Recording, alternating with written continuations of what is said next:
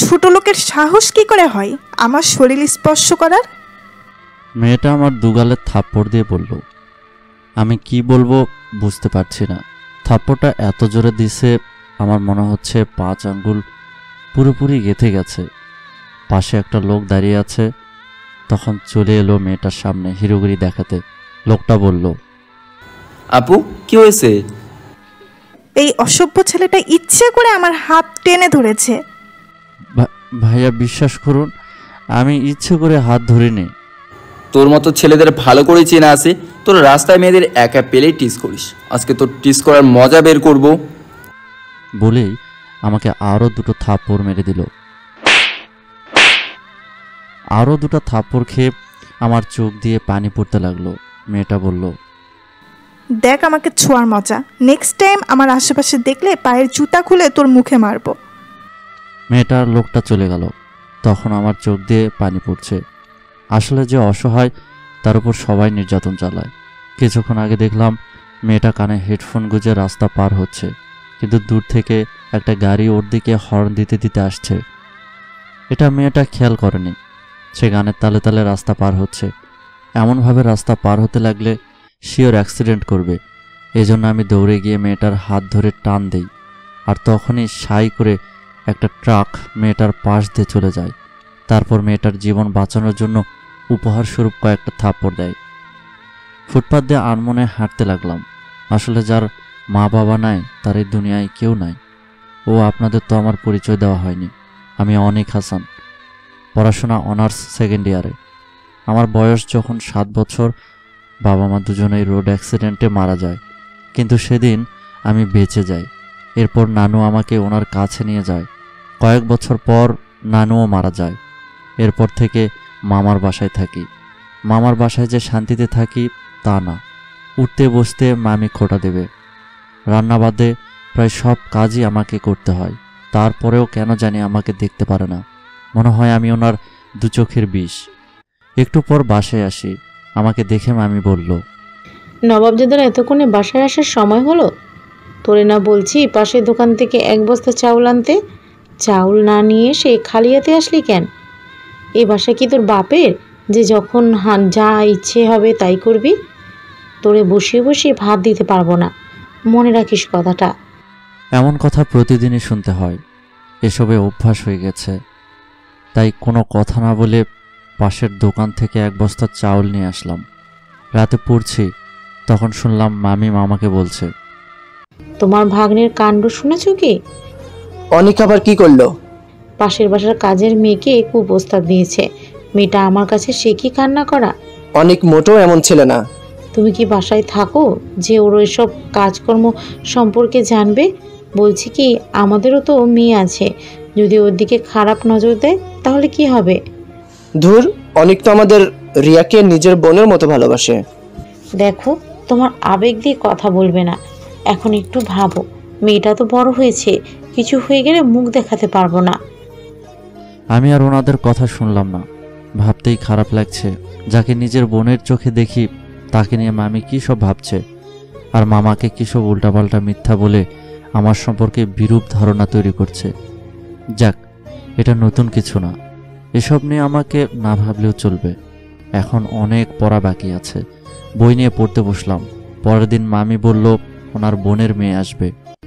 মেয়েটাকে স্টেশন থেকে নিয়ে আসতে বলল। এই মেয়েটাকে আমার একটুও সহ্য হয় না। সব সময় অহংকার নিয়ে কথা বলে, আর কথায় কথায় আমাকে অপমান করে। আজকে বাবা মা বেঁচে নেই বলে এসব সহ্য করতে হয়। স্টেশনে গিয়ে দেখি অহংকারী মেয়েটা বসে আছে। ও, ওর নাম সীমা। আমাকে দেখেই বলল, ওই চাকরের বাচ্চা চাকর, এতক্ষণ পর আসলি কেন? দেখুন, আমাকে যা ইচ্ছা বলেন, কিন্তু আমার বাবা মাকে নিয়ে কোনো বাজে কথা বলবেন না। সাহস এত বড়? চাকর হয়ে মুখে মুখে তর্ক করিস? দেখ আজকে বাসে গিয়ে তোর কি হাল করি। আমার চোখ দিয়ে পানি পড়ছে। আজকে এতিম বলে সবাই আমাকে মারে, বকা দেয়। নিজের বাবা মা থাকলে হয়তো এমন দিন দেখতে হতো না। কেন যে সেই দিন বেঁচে গিয়েছিলাম, সেদিন বাবা মার সাথে আমিও কেন মরলাম না? ওই ফকিরের বাচ্চা, দাঁড়িয়ে না থেকে আমার ব্যাগগুলো নিয়ে আয়। এই মেয়ে যতদিন থাকবে ততদিন আমার উপর অত্যাচার করবে। এতিম বলে সব সহ্য করতে হবে। বাসায় আসার পর সীমা আমার নামে অনেক বাজে কথা মামিকে বলল। রাতে আবার মামি সেগুলো মামাকে বলল। সকালে ছাদে দাঁড়িয়ে আছি, এমন সময় দেখি রিয়া আসলো। ভাইয়া কি করিস? দেখছিস দাঁড়িয়ে আছি। মনে হচ্ছে তোর মন খারাপ। কি হয়েছে তোর? কিছু হয়নি। জানি রিয়া আমাকে বড় ভাই মানে, কিন্তু ওর মা আমাকে দেখতে পারে না। সাথে আরেকটা যোগ হয়েছে।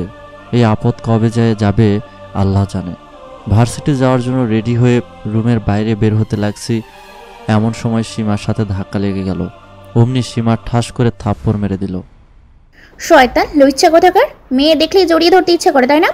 আজকে খালু আসুক, তারপর তো লুইচ্ছা আমি বের করব। মামি সীমার কথা শুনে এসে সীমাকে বলল। কি হয়েছে?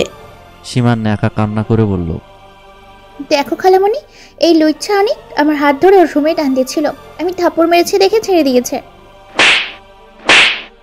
মামি এসে ঠাস ঠাস করে আরো কয়েকটা থাপ্পড় মেরে দিল। আমি গাল ধরে বসে পড়লাম। মামি বলল, এতদিন দুধ খাইয়ে কালসা পুষেছি, আজকে তোর মামা আসলে তারপর তোর বিচার হবে, ততক্ষণে তোর রুমের বাইরে যাওয়া বন্ধ। বলেই মামি দরজার বাইরে থেকে আটকে দিল। আমি ফ্লোরে বসে কান্না করতে লাগলাম। আমার সাথে কেন এমন হয়? দুনিয়াটা বড়ই নিষ্ঠুর। যার আছে সব কিছু আছে, আর যার নেই কিছুই নেই। কান্না করতে করতে ফ্লোরে ঘুমিয়ে পড়ি।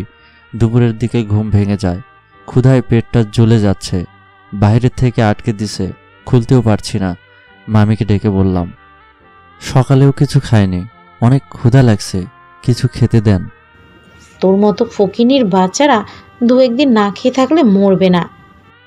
এই বলে মামি চলে গেল। এখন আম্মুর কথা অনেক মনে পড়ছে। ছোটবেলায় নিজ হাতে আমাকে খাইয়ে দিত। আজ আম্মু থাকলে আমার সাথে কি এমন হতো?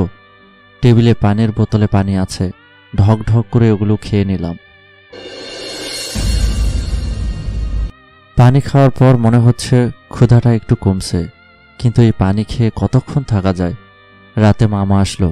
আসার কিছুক্ষণ পর এসে আমার রুমের দরজা খুলে দিল। ভাবলাম মামা আমার জন্য খাবার নিয়ে এসেছে, কিন্তু আমার ধারণা ভুল প্রমাণিত হলো। মামা এসেই আমাকে মারতে শুরু করলো।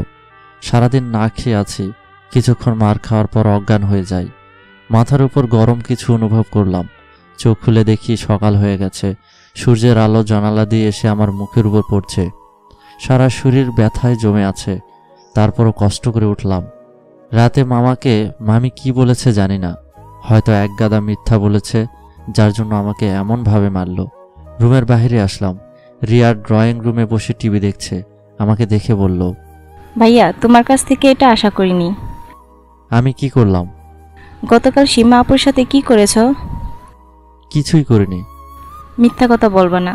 আপু বলল তুমি আপুকে টেনে তোমার রুমে নিয়ে যেতে লাগছিলে কেন? সত্যি বলছি, আমি এমন কিছুই করিনি, বিশ্বাস করো আমাকে। তোমাকে বিশ্বাস করব নাকি আপুর চোখের পানিকে বিশ্বাস করব? সামান্য ধাক্কা লাগায় এত বড় মিথ্যা কথা বলেছে, কান্না করছে। মানুষ কতটা নীচ হলে এমন কাজ করতে পারে? আমি রিয়াকে কিছু না বলে বাহিরের রুমে চলে আসলাম। ইচ্ছে করছে মরে যেতে, কিন্তু আত্মহত্যা তো মহাপাপ। এই জন্য এখনো বেঁচে আছি। জানি না এমন অত্যাচার কতদিন সহ্য করতে পারবো। কিছুক্ষণ পর সীমা একটা প্লেটে করে ভাত নিয়ে এসে টেবিলের উপর রেখে বলল, খেয়ে নে, অনেক কাজ করতে হবে। আমি আপনার কি ক্ষতি করেছিলাম যার জন্য আমাকে এমন শাস্তি দিলেন? তোকে আমার দুই চোখে দেখতে ইচ্ছে করে না, এর জন্য মার খাইয়েছে। এখন থেকে যা বলবো তাই শুনবি, নাহলে এর চেয়ে ভয়ানক কিছু হবে। আমি কিছু না বলে তাড়াতাড়ি খাওয়া শুরু করলাম। খাওয়া শেষে প্লেট ধুয়ে রেখে আসি। এভাবে দিন কাটতে লাগলো। কয়েকদিন পর সীমা বলল, ওর রুম মুছে দিতে।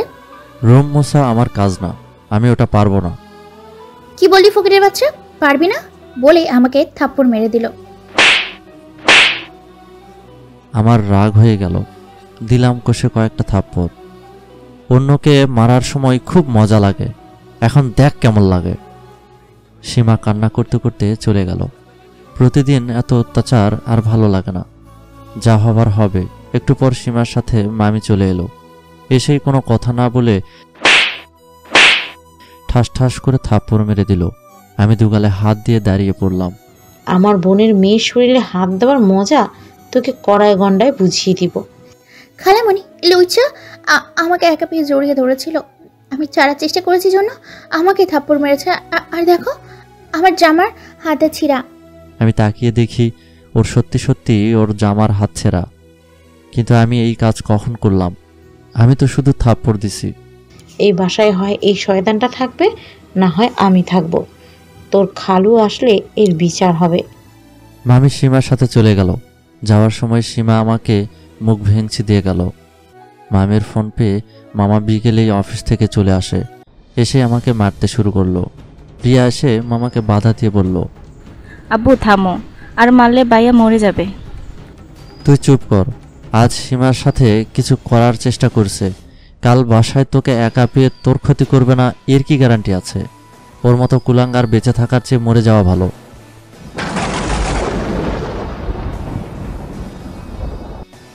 মারের চোটে চোখ দিয়ে পানি গড়িয়ে পড়ছে, কিন্তু গলা দিয়ে কোনো আওয়াজ বের হচ্ছে না। অনেক পানি পিপাসা পেয়েছে। কোনো মতে অস্ফুট স্বরে বললাম, পানি। মেঝেতে পড়ে আছি। মামা বেল্ট দিয়ে মেরেছে, পিঠ কেটে রক্ত বের হচ্ছে। ওদের কাছে আমি পশুর চেয়ে খারাপ কিছু। এজন্য পানি চাওয়ার পরেও কেউ পানি দিল না। মনে হচ্ছে মৃত্যু আমার খুব নিকটে। মনে হচ্ছে বাবা মাকে সামনে দেখতে পাচ্ছি। এরপর আর কিছুই মনে নাই। রাত জেগে দেখি শরীরে ব্যথায় টনটন করছে। এদিকে গলা শুকিয়ে কাঠ হয়ে গেছে। কোনো রকমে উঠে ট্যাপের পানি খেলাম। পরনের শার্টটা পিঠের সাথে লেগে আছে। কষ্ট করে শার্টটা খুলতে লাগলাম, কিন্তু আঠার মতো পিঠে আটকে আছে। জোরে টান দিলাম, পিঠ পুড়ে যেতে লাগলো। মনে হচ্ছে খাবলা দিয়ে কেউ মাংস তুলে নিল। শার্টটা সামনে ধরে দেখি পিঠের কিছু জায়গার চামড়া সহ উঠে এসেছে। কষ্ট করে আর একটা টি শার্ট পরলাম। এখানে থাকলে এরা আমাকে মেরে ফেলবে। এর চেয়ে দূরে কোথাও চলে যাওয়া ভালো। রাত প্রায় 3টা বাজে। আমি সব কিছু গুছিয়ে নিলাম। টিউশনি করিয়ে কিছু টাকা জমিয়েছিলাম। গুনে দেখি 1005 মতো। আর মামার দেওয়া একটা ফোন আছে। না, এই ফোন নিয়ে যাওয়া যাবে না। ফোনটা টেবিলের উপর রাখলাম। এরপর মামার জন্য একটা চিঠি লিখতে লাগলাম। প্রিয় মামা, তুমি জানো ছোটবেলায় বাবা মা মারা যায়। এরপর থেকে তোমাকেই বাবা আর মামিকে মায়ের মতো মানে। মনে হয় না তোমার কথাই কখনো অবাধ্য হয়েছে। তারপরও তুমি আমাকে বিশ্বাস করতে পারলে না। বিশ্বাস কাঁচের মতো, কারো উপর একবার বিশ্বাস ভেঙে গেলে তাকে আর বিশ্বাস করা যায় না। জানি না কি জন্য সেদিনের অ্যাক্সিডেন্টে আমি মরেছিলাম না। মরলে আজকের এই দিন দেখতে হতো না। তোমার মারের চেয়ে কথায় আঘাতগুলো বেশি লেগেছে। একদিন ঠিকই বুঝবে ভুলটা কার ছিল। আর সেদিন তুমি আমাকে খুঁজে পাবে না। মনে করতাম মা বাবার নাই তো কি হয়েছে, তোমরা তো আছো। কিন্তু উপরওয়ালা সবার ইচ্ছা পূরণ করে না। আমার তো মনেই ছিল না আমি এতিম। এতিমের কেউ থাকে না, শুধু শুধু মায়া বাড়াইছি।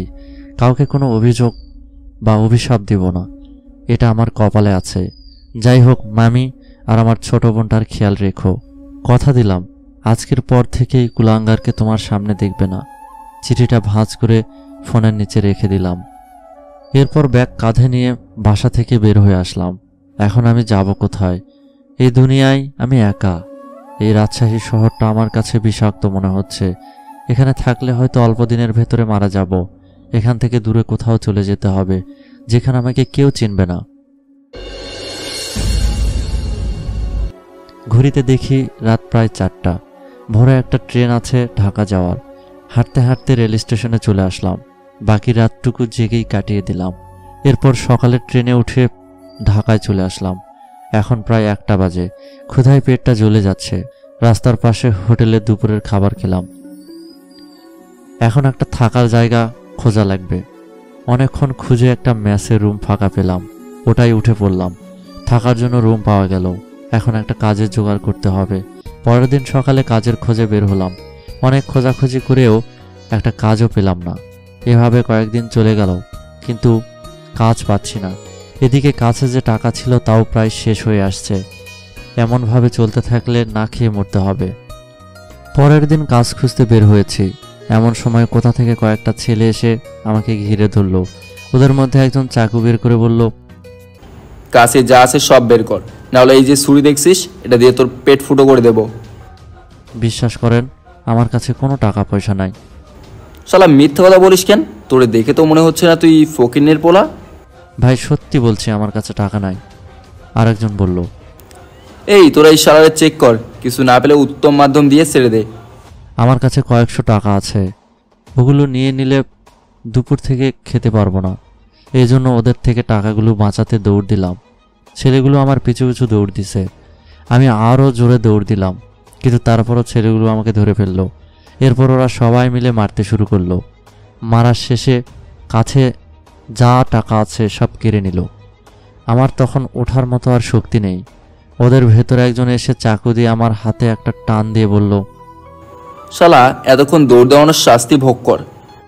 এই বলে ওরা চলে গেল। হাত থেকে গলগল করে রক্ত বের হচ্ছে, ব্যথা যন্ত্রণায় হাত নাড়াতে পারছি না। এমনভাবে রক্ত পড়তে থাকলে কিছুক্ষণ পরেই রক্তশূন্যতায় মারা যাব।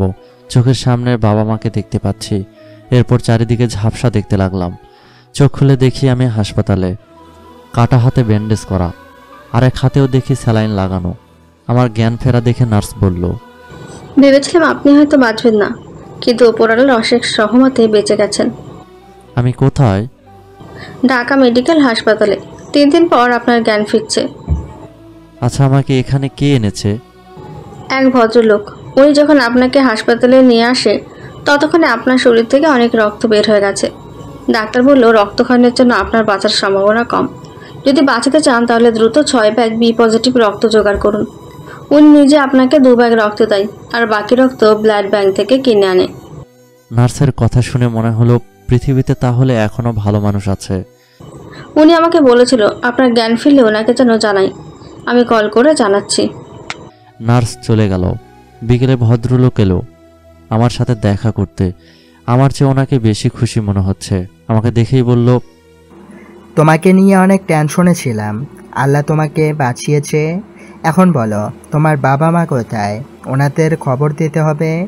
ওনারা কত টেনশনে আছে আল্লাহই ভালো জানে। কাকে জানানো? পৃথিবীতে আপন বলতে কেউ নেই। কি বলো, সত্যি?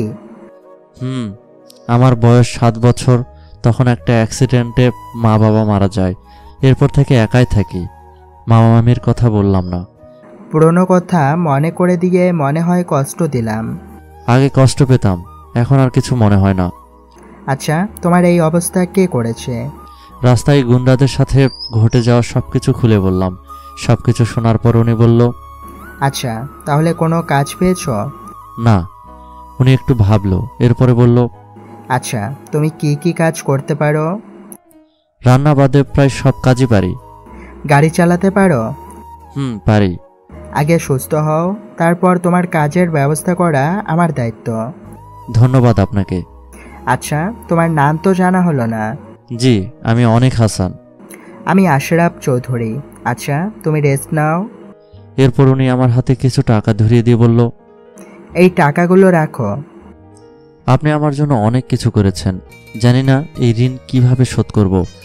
এরপর আর আমাকে ঋণী করেন না। এই টাকাগুলো এমনি এমনি দিচ্ছি না, তোমার চাকরির বেতনের অগ্রিম টাকা। এখন তো নাও। আমি টাকাগুলো রেখে দিলাম। উনি চলে গেল। হসপিটালে আরও 7 দিন থাকতে হলো। হসপিটালে থেকে বের হয়ে মেসে গেলাম।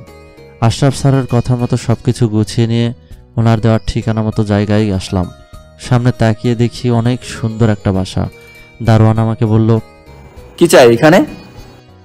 এটা আশরাফ স্যারের বাসা না? হ্যাঁ, কিন্তু উনি তো বাসে নেই, ফিরতে বিকেল হবে, আপনি অন্য সময় আসুন। আমি আর কথা না বলে কিছু দূরে একটা রেস্টুরেন্টে গিয়ে বসলাম। ঘড়িতে দেখি 3টা বাজে। তার মানে আশরাফ স্যারের আসতে আরও 2 ঘন্টার মতো লাগবে। এখানে শুধু শুধু বসে থাকার চেয়ে আশেপাশে ঘুরে দেখা ভালো। আমি রেস্টুরেন্ট থেকে বের হয়ে হাঁটতে লাগলাম। কিছু দূর যাওয়ার পর একটা পার্ক পেলাম। আমি পার্কের ভেতর ঢুকে ঘুরতে লাগলাম। হঠাৎ চোখ গেল একটা মেয়ের উপরে। কেমন যেন চেনা চেনা লাগছে। ভাবতে লাগলাম কোথায় দেখেছি। মনে পড়েছে, এ তো সেই মেয়ে যাকে বাঁচানোর উপহার স্বরূপ থাপ্পড় দিয়েছিল। কিন্তু এই রাজশাহী থেকে ঢাকাতে কি করে? আমাকে যদি দেখে তাহলে সাথে ওর বান্ধবীদের দিয়েও মার খাওয়াবে। তার চেয়ে এখান থেকে কেটে পড়া ভালো। আমি মেয়েটার পাশ কাটিয়ে চলে যেতে লাগলাম। হঠাৎ কোনো মেয়ে যেন এই ছেলে শোন বলে ডাক দিল। হয়তো যাকে ইচ্ছে ডাকুক, এখানে দেরি করলে মার খেতে হবে। আমি আরও জোরে যেতে লাগলাম। মেয়েটা আবারও ডাক দিল, ওই থামবি নাকি গিয়ে ধরে আনবো? আমি পেছনে তাকালাম, তাকিয়ে দেখি সেই বদমাইশ মেয়ে ডাকছে। ওর পাশে আছে আরও 5টা মেয়ে। আসলে যেখানে বাঘের ভয় সেখানে রাত হয়। আমি আস্তে আস্তে ওদের সামনে গিয়ে দাঁড়ালাম। ওই শয়তান লুচ্চা পোলা, তোরা না বলছি আমার আশেপাশে না আসতে, তারপরেও আমাকে ফলো করে রাজশাহী থেকে ঢাকা চলে আসছিস? বুদ্ধি করে কিছু একটা বলতে হবে, না হলে এই মেয়ে আর ওর বান্ধবীদের হাতে মার খেয়ে জীবনটাই চলে যাবে। মেয়েটা আবার ধমক দিয়ে বলল, ওই কথা বলছিস না কেন? আমার প্রশ্নের জবাব দে। দেখুন, আপনার কোথাও ভুল হচ্ছে। আপনি যাকে আমি ভাবছেন আমি সে না, আর আমি তো আপনাকে চিনি না। তোর বাসা রাজশাহী না? ছোটবেলা থেকে ঢাকা থাকি, রাজশাহী আমার বাসা হতে যাবে কেন? আমার তো ভুল হতেই পারে না, কারণ আমি যাকে মনোযোগ দিয়ে একবার দেখি সহজে তাকে ভুলি না। আপনার চোখের সমস্যা আছে, চোখের ডাক্তার দেখান। আর হ্যাঁ, নেক্সট টাইম আমার সাথে এমন বেয়াদবি করলে থাপড়ায় দাঁত একটাও আস্ত রাখবো না বলে দিলাম। এরপর আর কিছু না শুনেই হনহন করে হেঁটে বের হয়ে আসলাম। যাক বাবা, বাঁচলাম। মিথ্যা না বললে হয়তো মেরে হাসপাতালে ভর্তি করাতো। প্রায় 5টা বেজে গেছে। আমি চললাম আশরাফ স্যারের সাথে কথা বলতে। দারোয়ানকে জিজ্ঞাসা করার পর বলল এসেছে। আমি ভেতরে এসে কলিং বেল বাজালাম।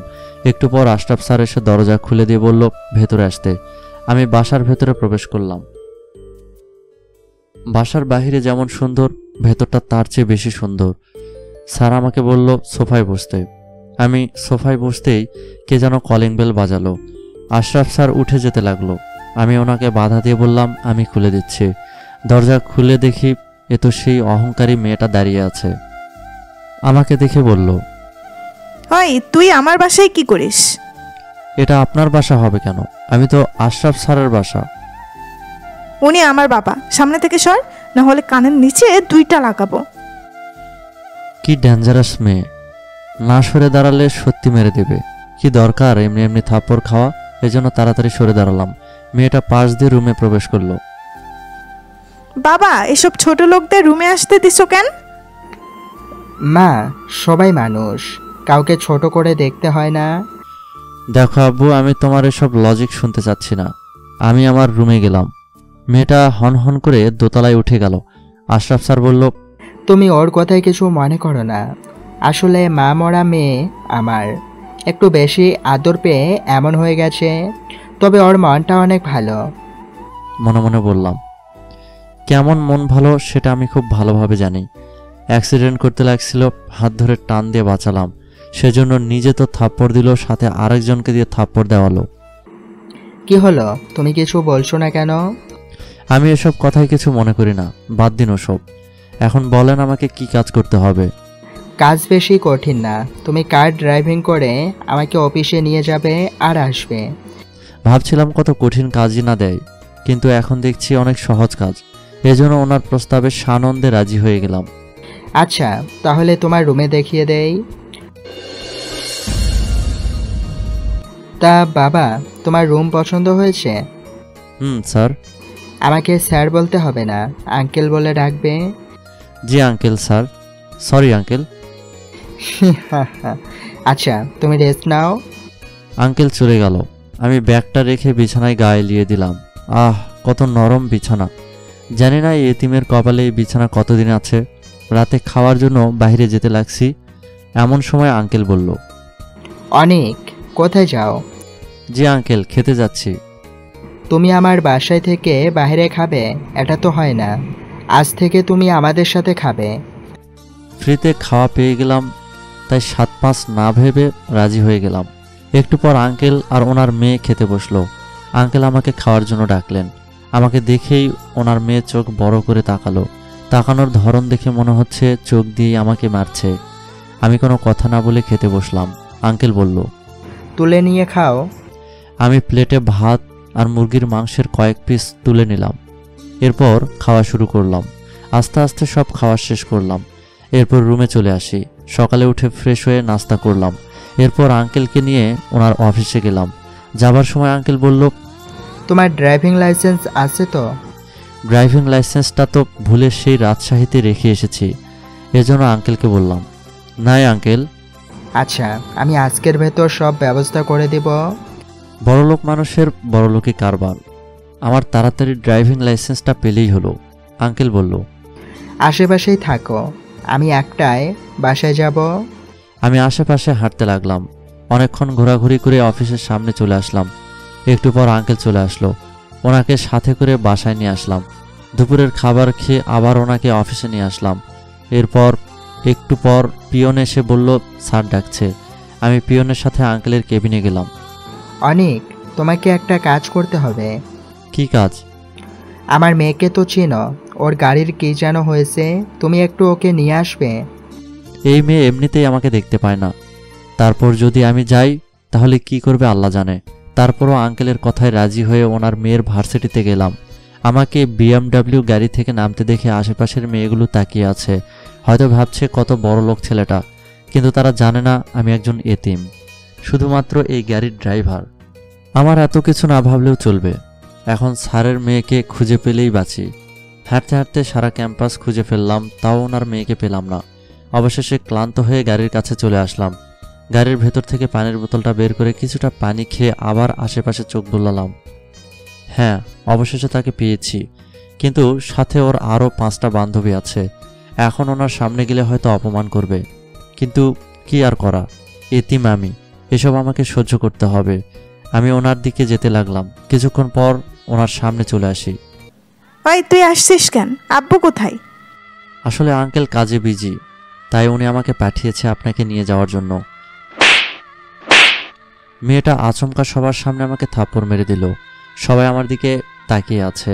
হয়তো তারা ভাবছে আমি হয়তো মেয়েটাকে প্রপোজ করেছি, এজন্য থাপ্পড় দিছে, কিন্তু কেউ আসল ঘটনা জানলো না। আমি গালে হাত দিয়ে বললাম, আমাকে মারলেন কেন? চাকরের বাচ্চা চাকর, তুই কোন সাহসে আমার আব্বুকে আঙ্কেল বললি? এরপর থেকে কোনো সময় যদি এসব শুনছি তাহলে তোর কপালে ভয়ানক দুঃখ আছে, আর আমাকে সবসময় ম্যাডাম বলে ডাকবি। জি ম্যাডাম। ওই গাড়ির চাবি দে আর আমার সাথে আয়। আমি ম্যাডামকে চাবি দিয়ে দিলাম। ম্যাডামের এক বান্ধবী বলল, আখি, তুই শুধু শুধু ছেলেটাকে মারলি। তোর যদি এতই মায়া লাগে তাহলে আমার বাড়ির চাকরকে বিয়ে করে নে। ম্যাডামের কথা শুনে ওর বাকি বান্ধবীরা হাসতে লাগলো। ভেবেছিলাম তোদের মধ্যে মনুষ্যত্ব আছে, এখন দেখছি তাও নেই। তোদের মতো জানোয়াররূপী বান্ধবী থাকাচ্ছে না থাকা ভালো। এই বলে মেয়েটা চলে গেল। আজকে আমার বাবা মা থাকলে এই কথার জবাব দিতে পারতাম, কিন্তু ভাগ্যে আমার এসব আছে। আখি ম্যাডাম একটা গাড়ি দেখিয়ে বলল, ওটা আমার গাড়ি। ভার্সিটির গেট পেরিয়ে কিছু দূর গেলে একটা গ্যারেজ পাবি, ওখান থেকে এটা ঠিক করে তারপর বাসায় আসবি। আর হ্যাঁ, চুরি করে আবার নিয়ে যাস না, কারণ তোদের মতো ফকিরদের বিশ্বাস নাই। আরও অনেক কিছু বলে গাড়ি নিয়ে চলে গেল। আমি একজন লোক ঠিক করে গাড়িটা ঠেলতে ঠেলতে গ্যারেজে নিয়ে আসলাম। গাড়ি ঠিক করতে অনেকক্ষণ লেগে গেল, ততক্ষণে রাত হয়ে গেছে। গাড়ি নিয়ে সোজা আঙ্কেলের অফিসে গেলাম। অফিসের দারোয়ান বলল স্যার একটু আগেই বের হয়েছে। আমি কথা না বাড়িয়ে বাসায় চলে আসি। কলিং বেল চাপ দিলাম। আখি ম্যাডাম দরজা খুলে দিয়ে আমাকে বলল, যাক, ছোট লোকের বাচ্চাটা পালাইনি। স্যার কি এসেছে? আব্বু ওনার রুমে আছে। আবার কিছু বললে মারতে পারে, এজন্য কিছু না বলে ম্যাডামের পাশ দিয়ে রুমে চলে আসলাম। রাতও বেশি কথা না বলে চুপচাপ খেয়ে নিলাম। সকালে উঠে ভাবলাম একটু ছাদ থেকে ঘুরে আসি। ফ্রেশ হয়ে ছাদে এসে দাঁড়ালাম।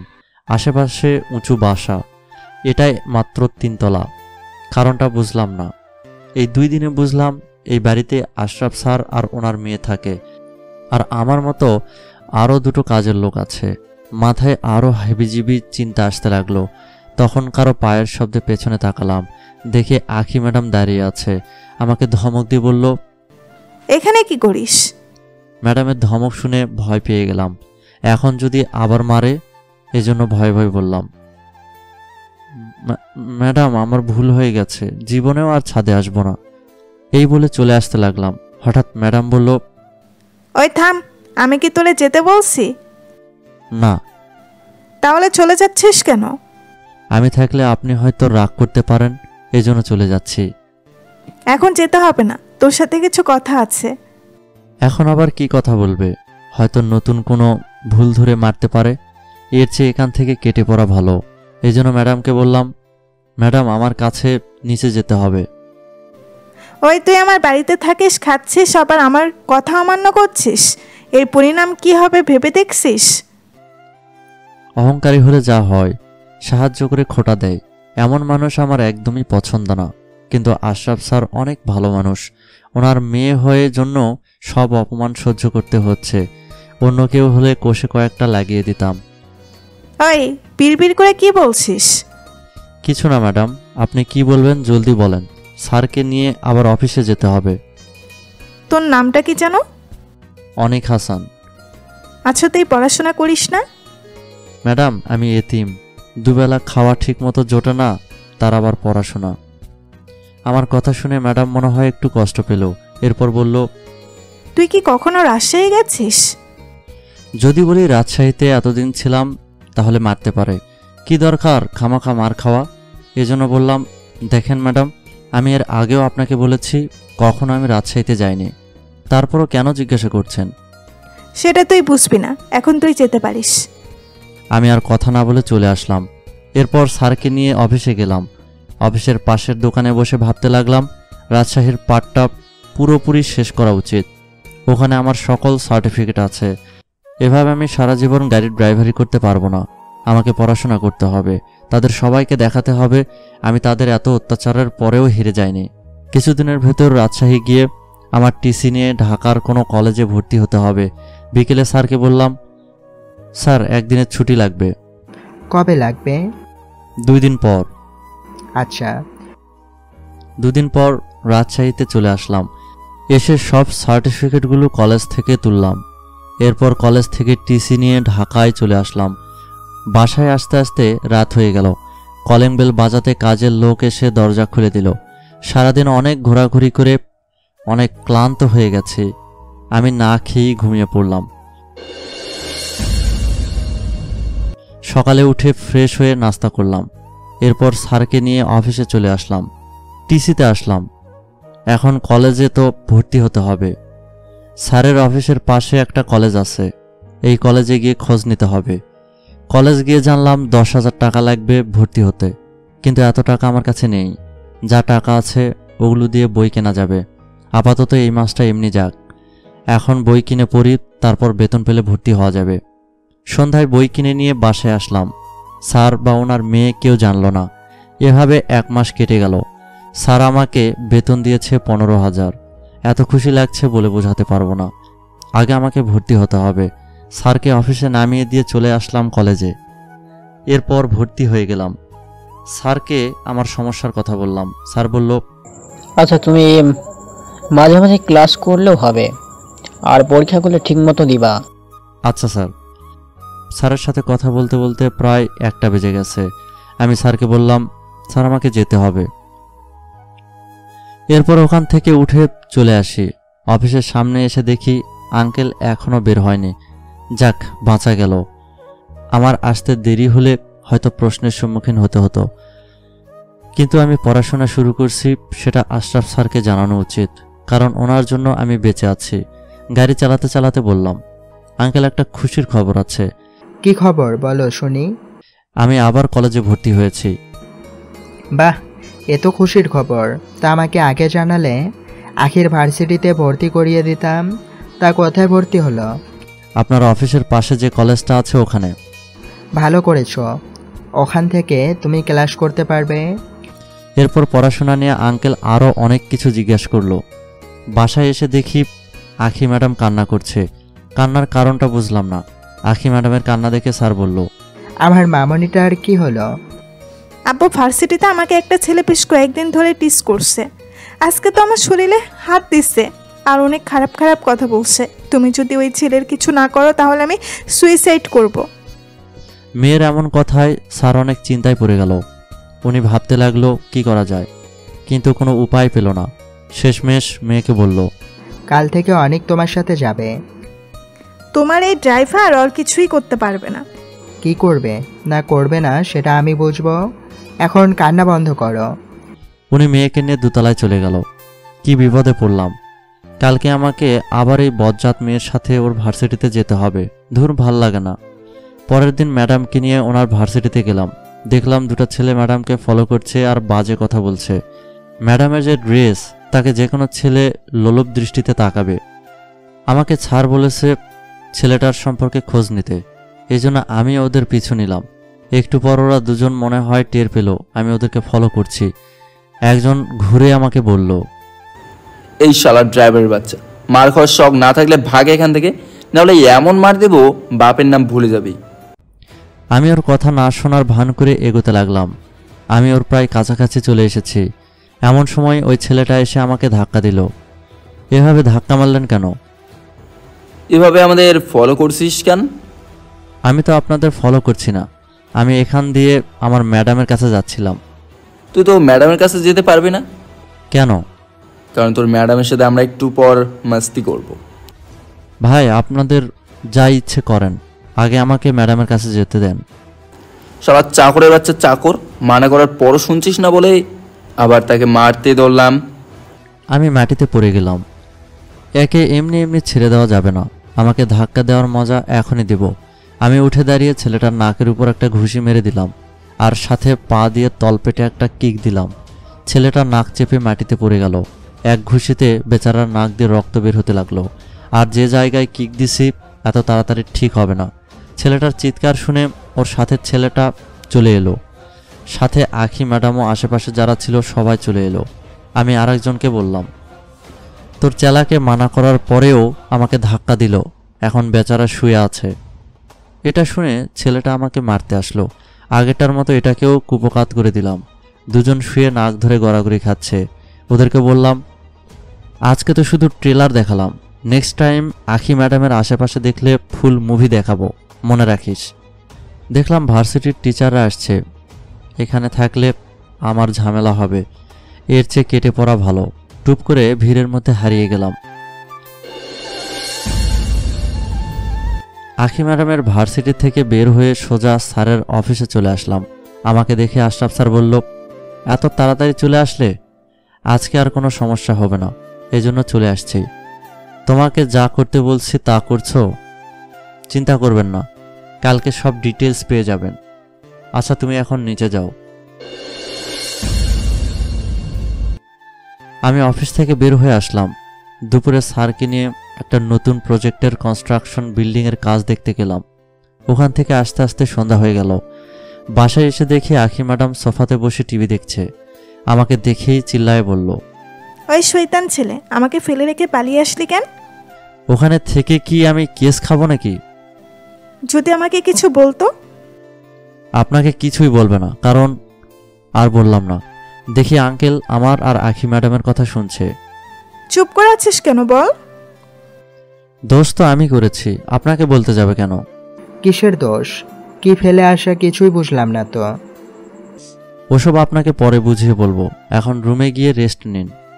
আঙ্কেল গেল না, ওখানে দাঁড়িয়ে রইল। একটু চুপ থেকে বলল, সব কিছু না শুনে আমি যাচ্ছি না। আখি ম্যাডাম আঙ্কেলকে সব কিছু বলে দিল। সব শুনে আঙ্কেল চোখ বড় করে বলল, একা হয়ে দুজনকে মারলে আমার তো বিশ্বাস হচ্ছে না। আসলে কিভাবে মারলাম আমি নিজেও জানি না। তোর মাত দেখে মনে হচ্ছিল একজন ট্রেনিং প্রাপ্ত হান্টার, আর এখন অস্বীকার করছিস? ম্যাডাম, ওসব কথা বাদ দিন। পরে ছেলে দুটো কি কিছু বলেছে? কিভাবে বলবে, ওরা তো হসপিটালে। আচ্ছা, তাহলে আমি এখন রুমে যাই। বলেই রুমে চলে আসলাম। ছেলেটার ডিটেলস জানতে হবে, তারপর কিছু একটা করতে হবে যাতে পুরোপুরি ম্যাডামের থেকে দূরে সরে থাকে। পরের দিন ছেলে দুটোর খোঁজ পেয়ে গেলাম। একজন ভার্সিটির পাশে থাকে, আরেকজন ওর 2 বাসা পরে থাকে। দুজনেই উশৃঙ্খল টাইপের। এরা সহজে আমাকে বা ম্যাডামকে ছেড়ে দেবে না, প্রতিশোধ নেবেই। যা হবার হবে সেটা পরে দেখা যাবে। আপাতত এখন স্যারের অফিসে গেলাম। আসার সময় স্যারকে ছেলে দুটোর ব্যাপারে বললাম। স্যার বলল, ওদের ব্যবস্থা আমি করব, এটা নিয়ে তোমাকে ভাবতে হবে না। আচ্ছা। তা তোমার পড়াশোনা কেমন চলছে? জি, ভালোই। আচ্ছা, তাহলে কাল থেকে তুমি ক্লাস করবা। আমি ক্লাস করলে আপনাকে কে নিয়ে আসবে যাবে? সেটা নিয়ে তোমাকে ভাবতে হবে না। আমি আর কোনো কথা বললাম না। পরের দিন স্যারকে অফিসে নামিয়ে দিয়ে কলেজে গেলাম। নতুন কলেজ, এজন্য একটু আনইজি ফিল করতে লাগলাম। এমন সময় দেখি আমার সামনে দিয়ে একটা পরী যাচ্ছে। ও না, এটা একটা মেয়ে, কিন্তু দেখে তো মনে হলো পরী। তবে যাই হোক, অনেক সুন্দরী। তখন এসব সুন্দরী না দেখে ক্লাসে গেলাম। স্যার আমাকে দেখে বলল, তুমি কে? স্যারকে বললাম, নতুন স্টুডেন্ট। সেকেন্ড ইয়ারের নতুন স্টুডেন্ট কিভাবে হয়? স্যারের কথা শুনে ক্লাসের সকল ছাত্রছাত্রী হাসতে শুরু করলো। আমি ওদিকে আমলে না দিয়ে স্যারকে বললাম, অন্য কলেজ থেকে ট্রান্সফার হয়ে এখানে নতুন ভর্তি হয়েছি। স্যার বলল, ভেতরে আসো। ক্লাসরুমের ভেতরে গেলাম। সবাই আমার দিকে এমনভাবে তাকিয়ে আছে মনে হচ্ছে আমি কোনো ভিন গ্রহের প্রাণী। আরে ভাই, আমিও তোদের মতো মানুষ, এত তাকিয়ে থাকা লাগবে কেন? পেছনে গিয়ে একটা ছেলের পাশে বসে পড়লাম। ছেলেটা আমার দিকে হাত বাড়িয়ে দিয়ে বলল, হাই, আমি রবিউল। আর তোমার নাম কি? আমি অনেক। আগে কোন কলেজে পড়তে? রাজশাহীতে, এখন ঢাকায় পড়ব, এজন্য ট্রান্সফার নিয়ে এই কলেজে ভর্তি হলাম। আচ্ছা। ক্লাস শেষে বাইরে আসলাম। রবিউল আরও দুজনের সাথে পরিচয় করিয়ে দিল, একজন সিয়াম আর একজন ইমন। দুজনই খুব মিশুক। প্রথম দিনেই তিনজন বন্ধু হয়ে গেল। আগে ক্যান্টিনে চল, কিছু খেয়ে আসি। আমাকে সিগারেট খাওয়ালে যাব। চল তাহলে যাই। চারজনে ক্যান্টিনে চলে গেলাম। রবিউল চারজনের জন্য খাবার অর্ডার করলো। খাওয়ার শেষে ক্যান্টিন থেকে বের হওয়ার সময় একটা মেয়ের সাথে ধাক্কা লেগে গেল। তাকিয়ে দেখি এটা কোনো মেয়ে না, কারণ মেয়ের রূপে পরী। প্রথম দেখাতেই ক্রাশ খেয়ে গেলাম। আমি মেয়েটার দিকে তাকিয়ে আছি, আর মেয়েটা কোনো কথা ছাড়াই মেয়েটা ঠাস করে থাপ্পড় মেরে দিল। থাপ্পড় মারলেন কেন? আমাকে ধাক্কা দিলেন কেন? সে সামনে থেকে আসছিল, আমিও যাচ্ছিলাম, ভুল হতেই পারে, এজন্য থাপ্পড় মারবে? আমি কি সারা জীবন থাপ্পড় খেয়ে যাব? না, এভাবে চলতে পারবো না। আমিও কষে মেয়েটার দুগালে থাপ্পড় মেরে দিলাম। আমি তোরে ইচ্ছা করে ধাক্কা দিইনি, তারপরও মারছিস। এমনি এমনি কারো ঋণ আমি রাখি না, তা সাথে সাথে পূরণ করে দেই। নেক্সট টাইম কাউকে মারার আগে ভেবে মারবি। রবিউল, সিয়াম, ইমনকে বললাম, চল এখান থেকে। মেয়েটা আর ওর সাথের বান্ধবীগুলো দেখলাম হেব্বি রেগে আছে। রাগলে আমার কি? দোস্ত, থাপ্পড় মেরে ঠিক করেছিস। ওই মাইয়া কয়েকদিন আগেও আমার সাথে একই ব্যবহার করেছিল। বলিস কি? আর তুই এমনি এমনি ছেড়ে দিলি? ও তো প্রিন্সিপালের মেয়ে, ভয়ে ওরে কেউ কিছু বলতেও পারে না। শালা, আগে বলবি না ওটা প্রিন্সিপালের মেয়ে? এখন যদি ওর আব্বারে বলে আমাকে আবার টিসি দিয়ে দেয়, তাহলে আমার কি হবে? আরে চিন্তা করছিস কেন, আমরা তো আছি।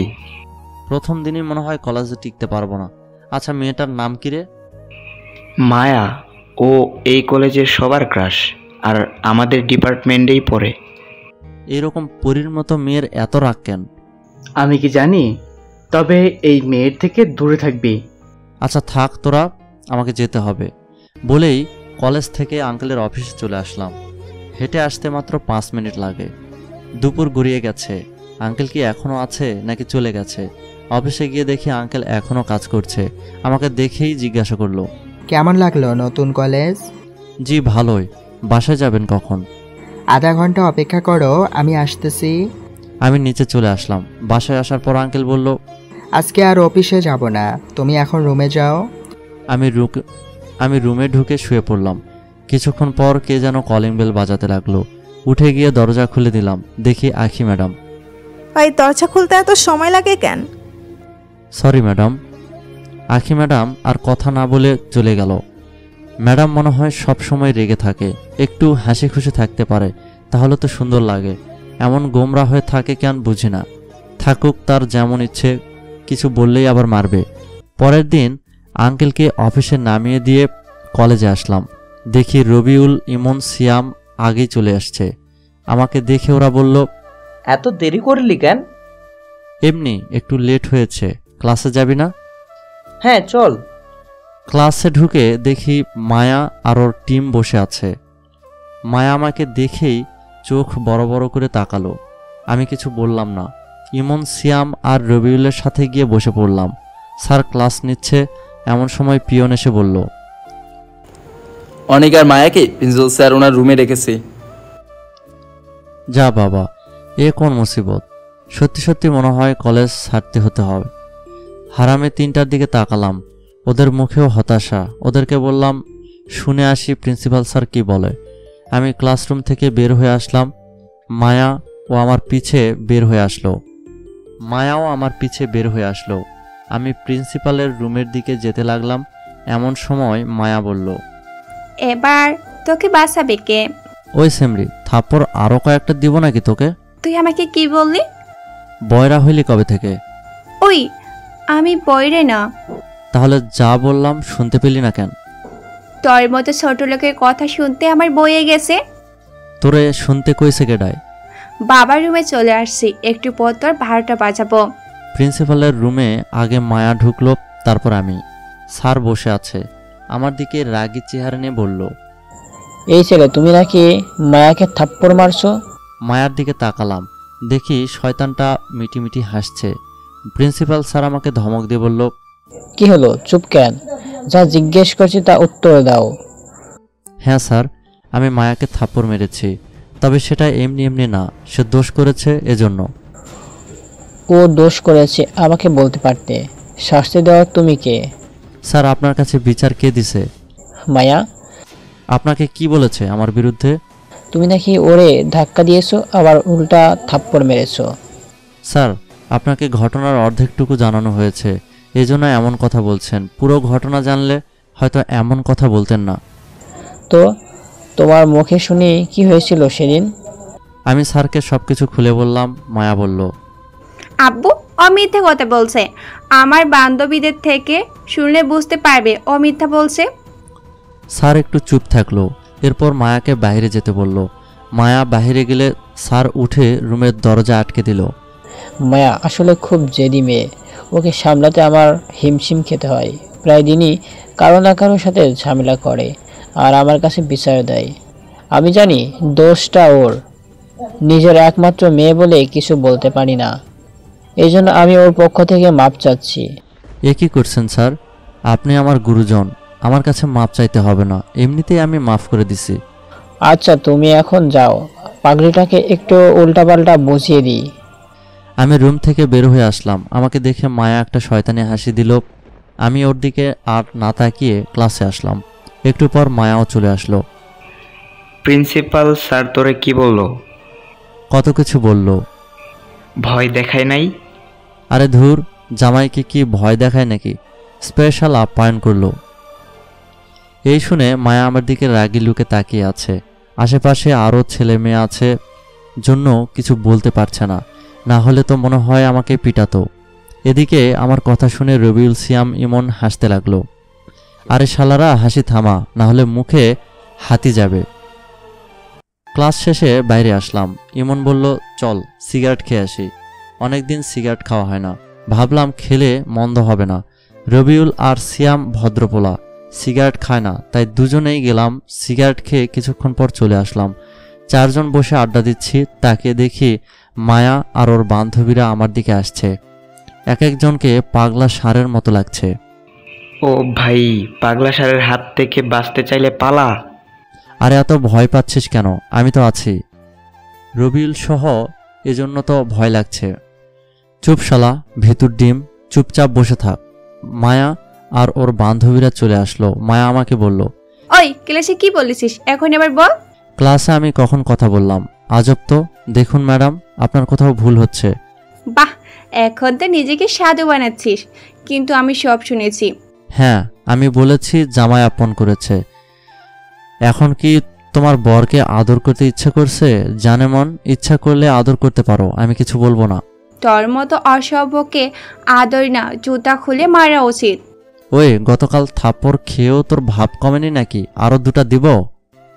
মায়া আমাকে মারার জন্য এগিয়ে আসতে লাগলো। ওর বান্ধবীরা এটা দেখে ওকে ধরে ফেললো।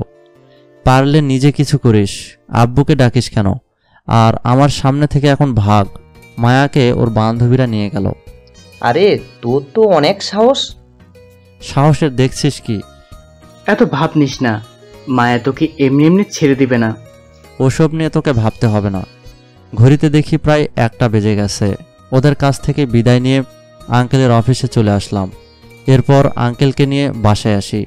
দেখতে দেখতে আরও 15 দিন চলে গেল। এমন সময় আঙ্কেল দরজার সামনে দাঁড়ালো। বাবা আসবো? জি, ভেতরে আসুন। আঙ্কেল এসে খাটে বসলো।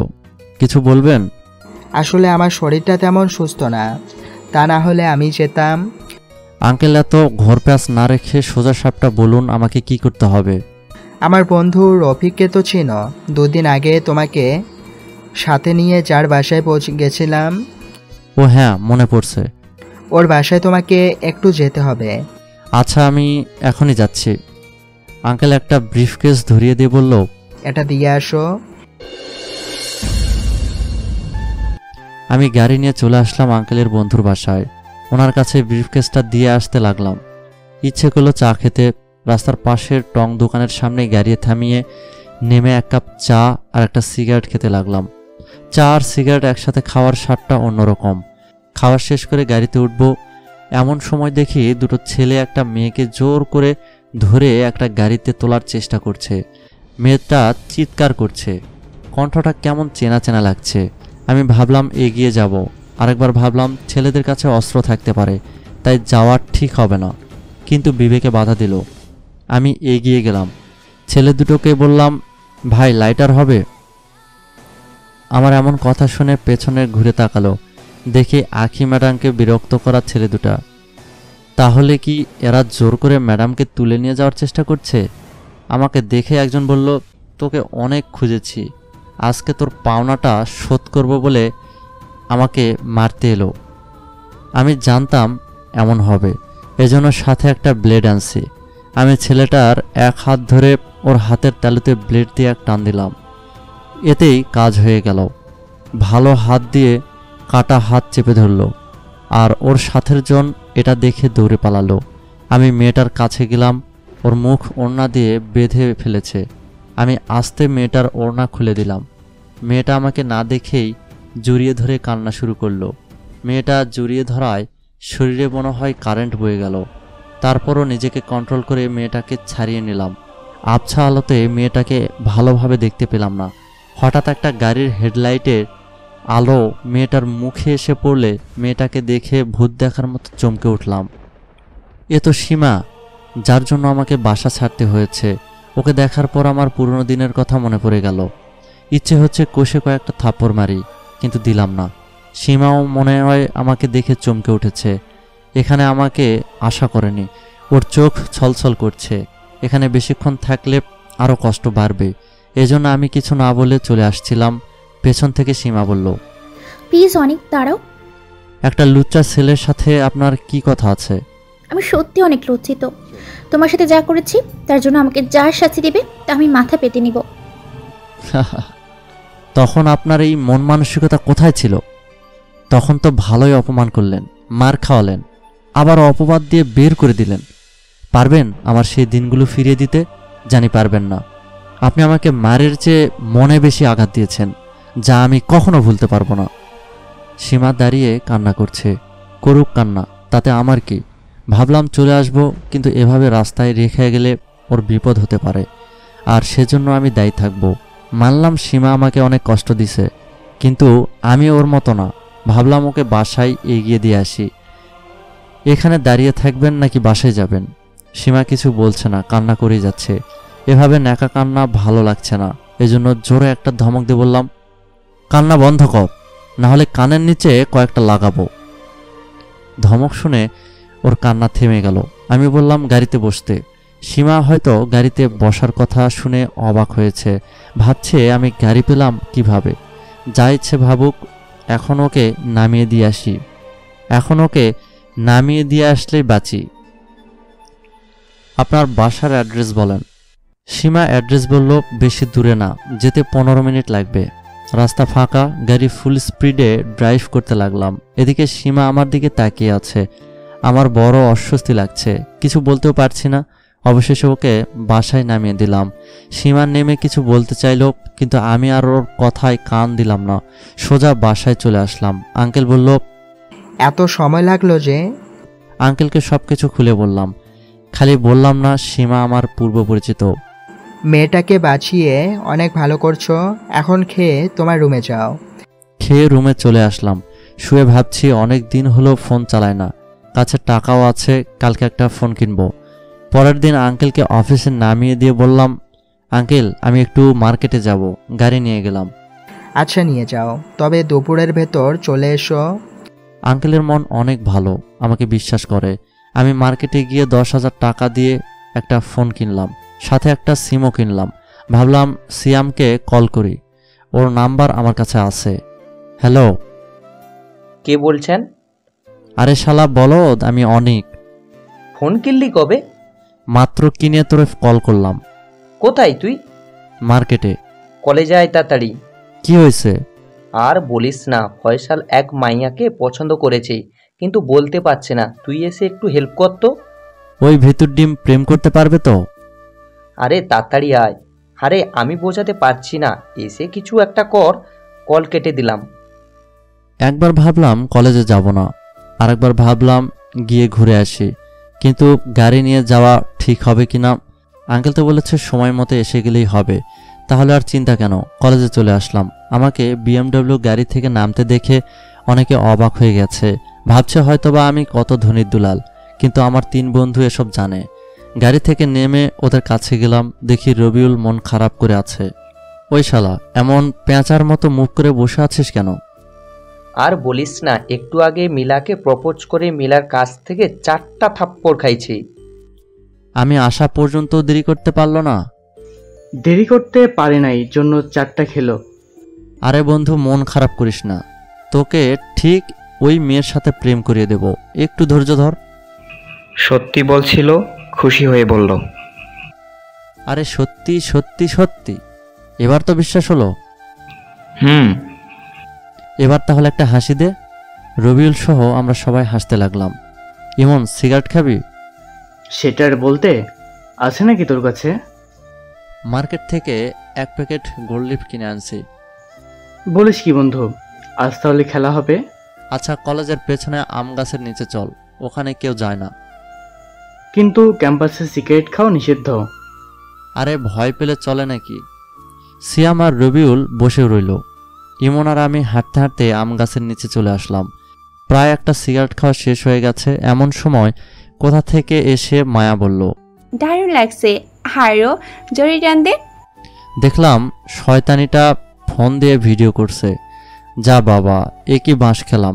এখন যদি এসব প্রিন্সিপাল স্যারের কাছে দেখায়, তাহলে আমাকে বর ইমনকে কি করবে আল্লাহ জানে। হারামি, তোরে আগেই বলেছিলাম কলেজের ভিতরে সিগারেট খাবো না। দেখ তো কেমনভাবে ফেসে গেলাম। অন্য কেউ হলে বাঁচার সম্ভাবনা ছিল, কিন্তু একেবারে ডাইনিটা ভিডিও করেছে, ওর হাত থেকে বাঁচার পার্সেন্ট 0। শালা এমনিতেই ভয় আছি, তারপর আবার ভয় দেখাস কেন? কি করবি জানি না, আমি গেলাম। হারামি ইমনও চলে গেল। মায়া আমাকে বলল, এইদিকে আয়। আপু কি হয়েছে? এই সামরা, আমি তোর কোন কালের আপু লাগি রে? আসলে ভয়ে গুলিয়ে গেছে, এখন থেকে আন্টি বলবো। থাপ্পড় দিয়ে তোর সব দাঁত ফেলে দিব। ওই, আমাকে কোন দিক দিয়ে তোর আন্টি লাগে রে? তাহলে কি বলবো? মায়া একটু ভাব নিয়ে বলল, ম্যাডাম বলবি। Okay madam. এখন থেকে আমি যা বলবো তাই শুনতে হবে, না হলে এই ভিডিও সোজা আমার আপুর কাছে যাবে। আর কলেজে বেশি লাফালাফি করলে ভিডিওটা সোজা কলেজের ফেসবুক পেজে আপলোড করে দিব। আসলে তোর কাছে আমার সিগারেট খাওয়ার ভিডিও আছে, তা না হলে তোরা এতক্ষণ কয়টা থাপ্পড় দিতাম তুই হিসাবও করতে পারতি না। ওই, বিড়বিড় করে কি বলছিস? ম্যাডাম কিছু না। তোর ফোন দে। ম্যাডাম আমার তো ফোন নাই। মিথ্যা বলার জায়গা পাস না, কিছুক্ষণ আগে তোর হাতে ফোন দেখছি। হুর, ফোন আছে, সেটাও ধরে ফেলেছে। এখন না জানি ফোন নিয়ে কি করবে। আমি পকেট থেকে ফোনটা বের করে মায়াকে দিলাম। লক কেন? লক খুলে দে। আমি লকটা খুলে দিলাম। কিছুক্ষণ ফোন টিপাটিপি করে আমার হাতে দিয়ে বলল, এখন যা, সময় হলে ঠিক তোকে ডেকে নেব। আপাতত হাঁপ ছেড়ে বাঁচলাম, আগে এখান থেকে কেটে পড়ি, পরে এর শোধ নেব। শালা ইমন না আমাকে রেখেই দৌড় দিছে। আগে তোরে পেয়ে নেই, তারপর পালানোর মজা দেখাবো। ফয়সাল, সিয়াম আর ইমন বসে আছে। আমাকে দেখেই সে কি শয়তানি হাসি দিতে লাগলো, মনে হচ্ছে সবগুলোকে গাছে উল্টো করে ঝুলিয়ে রাখি। আমাকে দেখে পালালি কেন? বিপদে পড়লে আগে নিচে বাঁচুন, তারপর অন্যকে বাঁচান। এই কথা কোথায় পাইলি? কোথাও পাবি না, কারণ কথাটা আমি মাত্রই বললাম। আজকে কলেজে আসাটাই ভুল হয়েছে। ফয়সাল, আরে রাগিস না। ওই মায়া ডাইনি তো আমাকে ব্ল্যাকমেইল করবে, রাগ কেন হবে না? এত চিন্তা বাদ দেই, এখন ক্লাস করে আসি, পরে দেখা যাবে।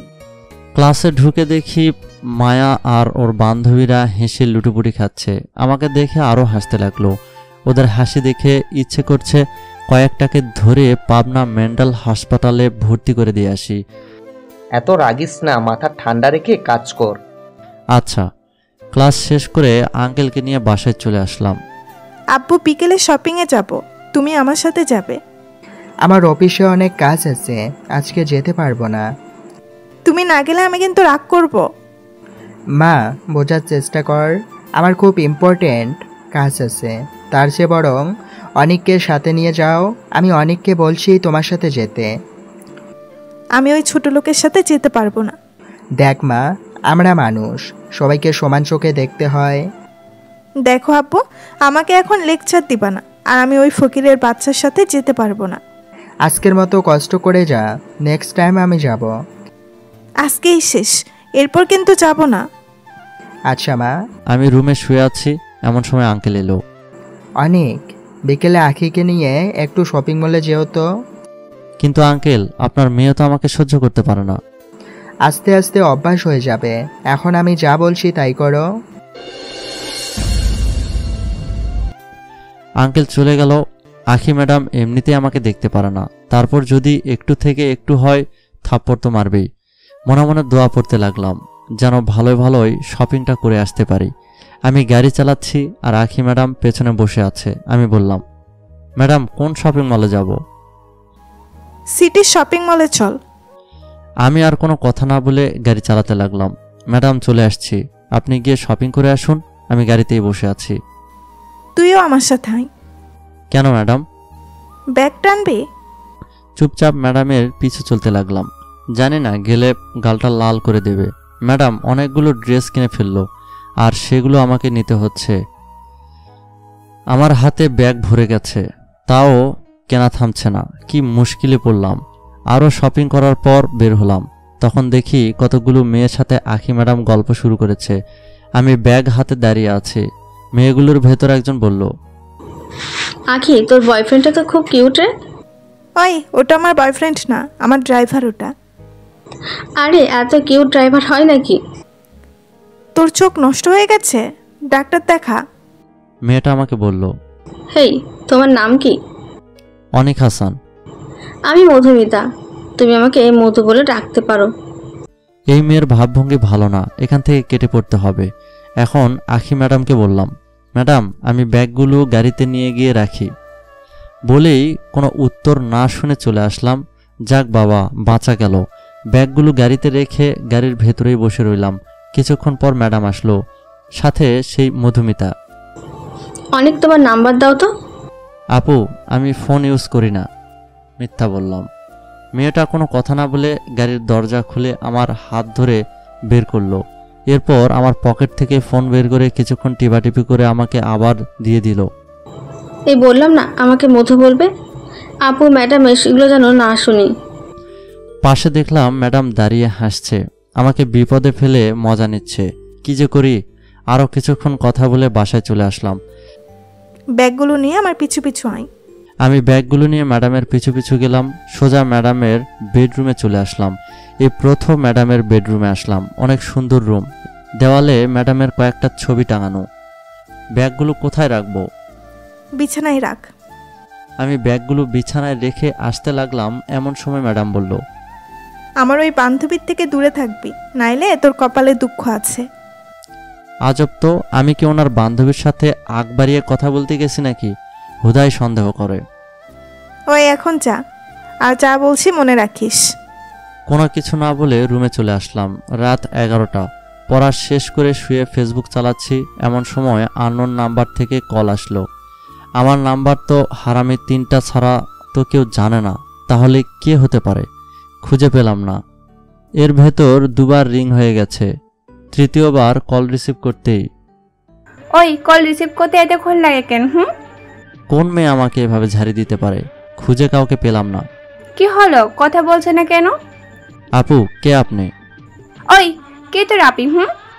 আপনি? হারামি, আমি তোর আপু না। তাইলে কে আপনি? আমি মায়া। কি?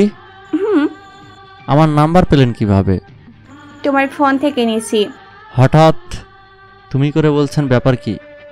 একসাথে পড়ি এই জন্য তুমি করি বলছি। আপনার ব্যবহার এত ভালো হবে বুঝতে পারিনি। এত বুঝতে হবে না। আচ্ছা কি করো? শুয়ে আছি। আপনি? তোমার সাথে কথা বলছি। Good night madam. কল রাখলাম, আমি ঘুমাবো বলেই কল কেটে দিলাম। আমাকে ফাঁসানোর চেষ্টা করে লাভ নাই ম্যাডাম, আমি তোমার কথার জালে ধরা দিচ্ছি না, মনে মনে বললাম। ঘুম থেকে জেগে উঠলাম আখি ম্যাডামের চিল্লানিতে। ভাবলাম কি হলো, একটু গিয়ে দেখে আসি, মানবতা বলতে কিছু আছে তো। গিয়ে দেখি আঙ্কেল ম্যাডামের দরজার সামনে দাঁড়িয়ে আছে। আমি গিয়ে জিজ্ঞেস করলাম, আঙ্কেল কি হয়েছে? বাবা হার বলল না, আরশোলা দেখে ভয় পেয়েছে। আরশোলা দেখে কেউ ভয় পায় নাকি? আমার মেয়ে তো দেখছি পায়। আচ্ছা আঙ্কেল, আমি তাহলে নিচে গেলাম। কিছুক্ষণ পর সকালের নাস্তা করে আঙ্কেলকে নিয়ে বের হলাম। আমি গাড়ি চালাচ্ছি, এমন সময় আঙ্কেল বলল, না জানি আর কতদিন বেঁচে থাকবো। বাবা আমার কিছু হলে আমার মেয়েটাকে দেখো। এসব কি বলছেন আপনি? দোয়া করি আরও অনেক দিন বাঁচেন। সবার সব ইচ্ছে পূরণ হয় না, আমারও সময় মনে হয় শেষ হয়ে আসছে। আজে বাজে কথা না বলে চুপ থাকুন। আমি আঙ্কেলের দিকে তাকালাম, ওনাকে অনেক চিন্তিত মনে হচ্ছে, কোনো কিছু নিয়ে মনে হয় ঝামেলায় আছে, এই জন্য এমন দেখাচ্ছে। কিন্তু হঠাৎ করে এমন কথা বলল কেন, ব্যাপারটা বুঝলাম না। তবে আমাকে এর কারণ জানতে হবে। আঙ্কেলকে অফিসে নামিয়ে দিয়ে কলেজে গেলাম। কলেজে ঢুকেই মায়ার সাথে দেখা। ওই দাঁড়া। শয়তানি পেতনি হনুমানটা দেখে ফেলেছে, এখন না দাঁড়ালে ব্ল্যাকমেইল করবে। ডাকছেন কেন? তোকে তোকে ডাকাও যাবে না নাকি? তা কখন বললাম? আচ্ছা ওইসব কথা বাদ দাও। ব্যাপার কি, ম্যাডাম এত ভালো হয়ে গেলেন যে? আমি তো আগে থেকে ভালো। কি নেকা করা হচ্ছে। আমি নেকা পারি না। আচ্ছা কি বলবেন বলেন। বিকেলে আমার সাথে ঘুরতে যেতে হবে। দেশে কি ছেলের অভাব পড়েছে নাকি? যাবে কিনা বলো। আমি আপনার বয়ফ্রেন্ড না যে আপনার সাথে ঘুরতে যেতে হবে, বুঝলেন? ভালোভাবে বললাম শুনলে না। এখন গিয়ে সিগারেট খাওয়া ভিডিওটা আমার আব্বুকে দেখায়, তাহলে মজা বুঝবা। সব সময় এমন ব্ল্যাকমেইল করা ঠিক না। সোজা আঙ্গুলে ঘৃণা উঠলে আঙ্গুলটা একটু বাঁকা করতেই হয়, আর আমি সেই কাজটা খুবই ভালো করে পারি। তো মিস্টার অনিক কি ভাবলে, যাবে হ্যাঁ অথবা না? এমন পরিস্থিতিতে হ্যাঁ বলা ছাড়া আর কোনো উপায় পেলাম না। কলেজ শেষ করে আঙ্কেলকে নিয়ে বাসায় আসলাম। বিকেলে আবার আঙ্কেলকে নিয়ে অফিসে যেতে হবে। আবার মায়ার সাথে দেখা না করলে ভিডিও ভাইরাল করবে। এ কি মুসিবতে পড়লাম। আঙ্কেলকে অফিসে নামিয়ে দিয়ে দেখি 3:50 বাজে। মায়ার সাথে 4টায় মিট করার কথা। এত তাড়াতাড়ি তো রিকশায় যাওয়া যাবে না, গাড়ি নিয়ে গেলে তাড়াতাড়ি যাওয়া যাবে। আঙ্কেলকে ফোন করে বললাম একটা ফ্রেন্ডের সাথে দেখা করতে গাড়িটা নিয়ে যাচ্ছি। মায়ার বলা মতো জায়গায় এসে দেখি ও আগেই এসে বসে আছে। আমাকে দেখেই বলল, ওই লেট করলি কেন? কাজ ছিল। তো কোথায় ঘুরবেন? এই পার্কের ভেতর। আপনার বান্ধবীদের সাথে করে আনলেও তো আমাকে আনা লাগতো না। প্রায় দিন তো বান্ধবীদের সাথে ঘুরি, আজ না হয় তোমার সাথে ঘুরলাম। এর কথায় রহস্যের গন্ধ পাচ্ছি। কোনো একটা গোলমালা হয়েছে, না হলে এভাবে আমাকে আনবে কেন বুঝতে পারছি না। হাঁটতে হাঁটতে কিছু দূর চলে আসলাম। অনিক, আমি কি তোমার হাতটা ধরতে পারি? ঘুরতে চাইছেন, আসছি, কিন্তু হাত ধরবেন কেন? 2 মিনিটের জন্য প্লিজ, না করো না। বলেই মায়া আমার হাত ধরে ফেলল। কিছু দূর যাওয়ার পর দেখি কয়েকটা মেয়ে দাঁড়িয়ে আছে। মায়াকে দেখে ওরা বলল, বাহ, এটা তাহলে তোর বয়ফ্রেন্ড? অনেক কিউট তো, কতদিন হলো? মায়াগুলোর কথা শুনে মনে হলো আমি স্বপ্ন দেখছি। আমি মায়াকে বললাম, এসব কি হচ্ছে? কিছু না বলে চুপচাপ দেখে যাও, আর বেশি বাড়াবাড়ি করলে ভিডিওটা ভাইরাল করে দেব কিন্তু। ধুর, ভাল লাগে না, খালি ভয় দেখায়। মায়া ওদের সাথে কথা বলতে লাগলো। আমি দাঁড়িয়ে শুনতে লাগলাম। মায়াকে এক মেয়ে জিজ্ঞাসা করলো, তো তোর বয়ফ্রেন্ডের নাম কি? অনিক। বাহ, নামের সাথে ছেলেটাও কিউট। কিউট হলি তোর কি?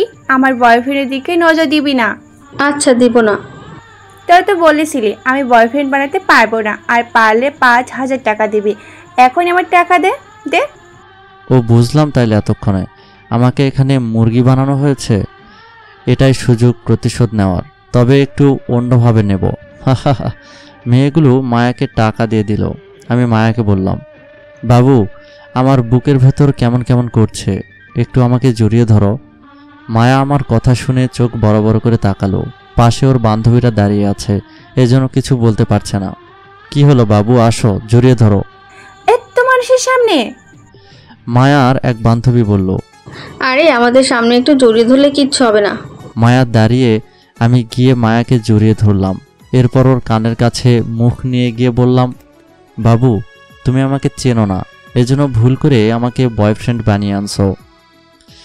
বয়ফ্রেন্ড যখন হয়েছি তখন তো রোমান্স করতেই হবে, না হলে তোমার বান্ধবীদের সামনে তোমার আসল পর্দা সরিয়ে দেব। আসলে জড়িয়ে ধরা এত মজা আগে জানলে আর বললাম না। মায়ার এক বান্ধবী বলল, আহা কি চুটি, ছবি তুলে রাখতে ভুলিনি। মায়া কিছু বলছে না, খালি রাগে ফুঁসছে।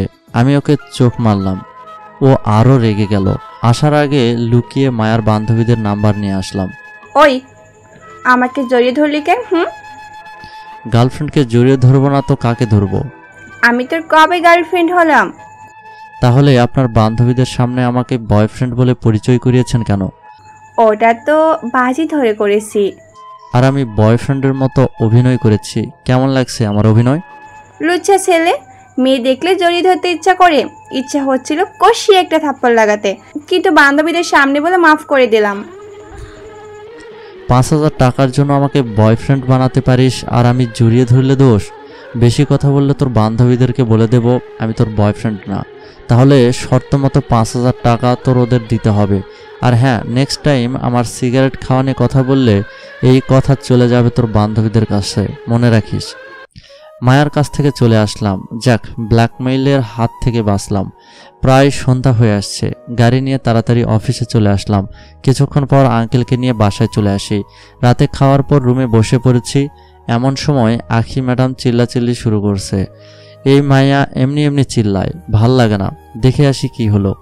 এ কি, ম্যাডামের রুম অন্ধকার হলো কিভাবে? আমি ফোনের লাইট অন করলাম, দেখি ম্যাডাম খাটের উপর বসে আছে। ইতিমধ্যে আঙ্কেলও চলে আসছে। এভাবে রুম অন্ধকার করে চিল্লাচ্ছিস কেন? বাল্ব নষ্ট হয়ে গেছে মনে হয়। আঙ্কেলের সাথে গেলাম। আঙ্কেল আমার হাতে বাল্ব দিয়ে বলল, এটা আখির রুমে লাগিয়ে দাও। আমি বাল্ব নিয়ে ম্যাডামের রুমে আসলাম। ম্যাডাম, কি হয়েছে? একটু উঠে আসুন আর লাইটটা ধরুন, আমি বাল্ব লাগিয়ে দিচ্ছি। এত উঁচায় বাল্ব লাগানো লাগলো, পেলাম না। রুমে একটা চেয়ার আছে, ওটা এগিয়ে নিয়ে ওটার উপর উঠে বাল্ব লাগাতে লাগলাম। হঠাৎ ম্যাডাম চিৎকার করে উঠলো আর আমাকে চেপে ধরলো। এমনিতেই কোনো মতে চেয়ারের উপর দাঁড়িয়ে আছি, তারপর এমনভাবে জড়িয়ে ধরেছে আর নিজেকে সামলাতে পারলাম না। ম্যাডামের উপর পড়ে গেলাম। আমার ঠোঁট গিয়ে ম্যাডামের ঠোঁটের সাথে লেগে গেল। কি একটা রোমান্টিক দৃশ্য, ইচ্ছে করছে একটা কিস করে দেই, কিন্তু অন্ধকারে কিছুই দেখতে পাচ্ছি না। একটু পর ম্যাডামের উপর থেকে নেমে বললাম, ম্যাডাম কোথাও ব্যথা পাননি তো? না, আমি ঠিক আছি। আবার চিল্লালেন কেন? টিকটিকি দেখে। টিকটিকি দেখে কেউ ভয় পায় নাকি? ম্যাডাম কিছু বলছে না। ভাবলাম আবার লাইটটা ধরিয়ে দিই, কিন্তু যদি আবার ফেলে দেয়, না, এমন করা যাবে না। নিজেই লাইটটা কামড়ে ধরে বাল্ব লাগালাম। আলো জ্বলে উঠল। ম্যাডামের দিকে তাকাতেই দেখি উনি লজ্জা পেয়েছে। একটু আগে কী অবস্থায় ছিলাম সেটা ভেবে হয়তো। আমি আর কিছু না বলে ম্যাডামের রুম থেকে চলে আসলাম। বাকি সিজনটা দেখতে আমাদের সাথেই থাকুন। ধন্যবাদ সবাইকে।